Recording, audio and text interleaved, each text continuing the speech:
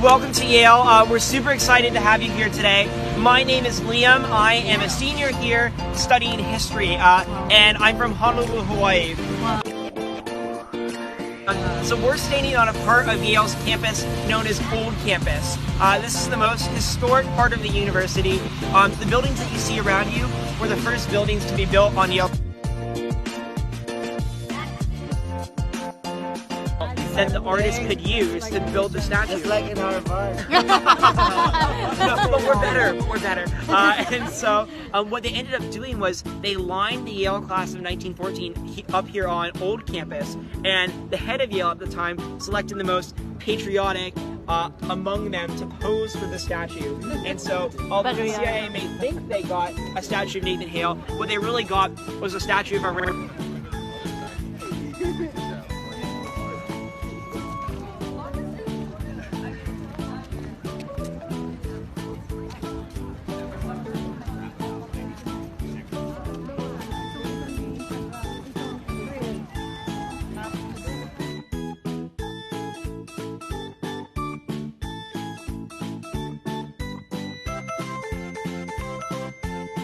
philosophy that in order to be considered a great architect by the end of his life, he had to build a church at some point. So when Yale came to him and asked him to build the school library, he said okay, but went off and drew up plans for a cathedral, built one, and then just called it a library instead. And so it was sort of sneakily done by the architect. He really tried to build a church because he thought it would look good on his resume, but he called it a library instead. And they only allow one tour group in at a time, but we can go up to the door and wait for our turn to go inside. It's a library, yeah. It's our largest library here on Yale's campus. And does anyone want to take a guess as to how many books are inside? You can just shout out. 2 million. That's actually pretty close. So there are 4 million books in this library. Yeah, 4 million, which is a really huge number, mind-blowing. Wow. That's just a fraction of the 15 million books in the Yale library system. So with its 15 million books, Yale has one of the largest library collections in the entire world. And so another thing that I really find interesting about Sterling Library is its architecture. So somebody before, while we were walking over, asked me if that was a church.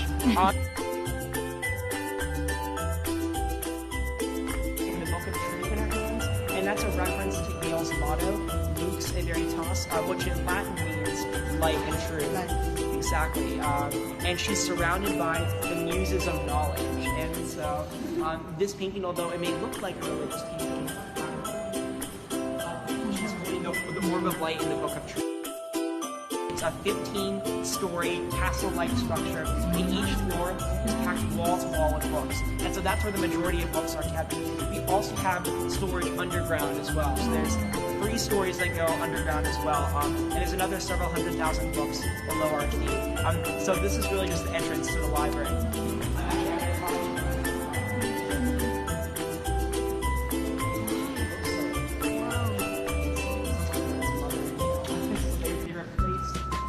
Religious imagery.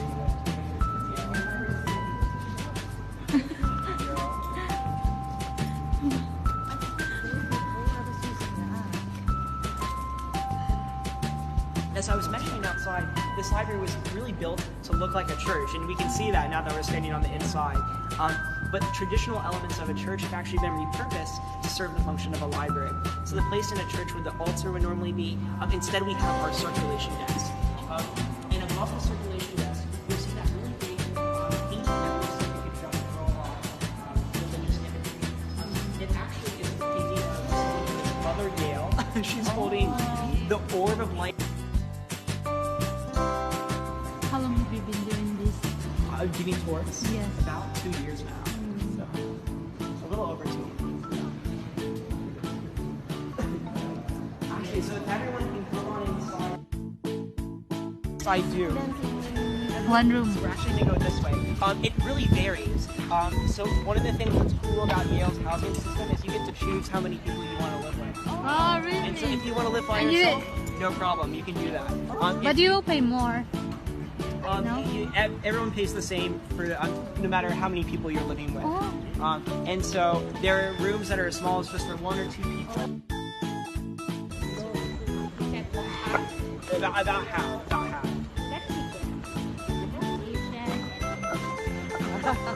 I don't know. There's a huge mix of people. One of the things I love about Yale is the incredible diversity of our student body.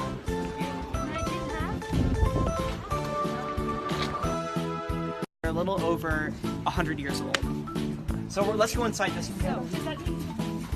Grabe naman ang rehas na to. So be careful that this door is closed because then you won't be able to get back in. So. Okay, don't close. Actually, these are all student dormitories. That's where students live. I don't live in this school. I'm a part of your family here at the school. And so if you talk to a lot of Yale students, one of the reasons why they really wanted to come here to study is that they really love the residential college system.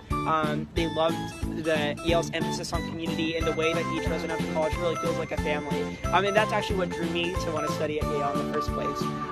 One other thing I'll mention about the residential colleges is that they're built they're equipped so that they can cater to any need you might have as a student here. So every college has its own dining hall, its own library, its own gym, and so after your day of classes, you always know you have a place to come home and you have everything you need at your fingertips right there. So that's a little bit about the residential college system. I know that was a lot of information, so are there any questions about what that's a great question. So studying at Yale is expensive, even for schools in the U.S. But what's really wonderful about attending Yale is that since Yale is so old, different things, we're really famous for our professors, our academic departments, particularly in the humanities. And so we have multiple Nobel Prize winners at Yale, multiple Pulitzer Prizes winners. So these are big awards in the United States. And so Yale's really renowned for its academics. Yale's also really well known for its residential colleges, because that's a little bit different from other universities. And what else? And we also have a really strong arts program here. And so for students who love music or drama or theater, this is a really great place to come study. So famous people who graduated from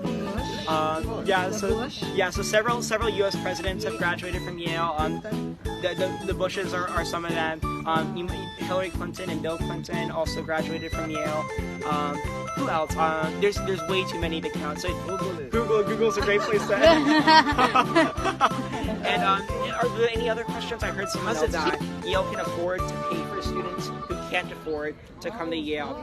And so when you apply to Yale, Yale does not take into account your ability to pay. All they take into account is, can you do the work? Are you a good student? And so if you're admitted to Yale and it's revealed that it's too expensive or you can't pay for it, Yale will pay for you instead. And so that's one of the really wonderful things about our financial aid system. Actually, over half the students here are on some sort of financial aid. The average student receives over $40,000 a year from Yale in order to attend the university.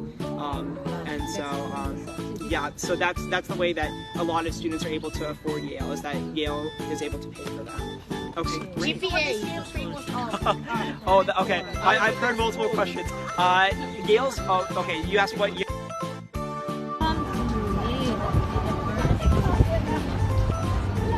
are the most rare and valuable in the entire Yale collection. And so it's Sterling Library where you can walk in, check out a book and bring it home with you. But the books here are so valuable.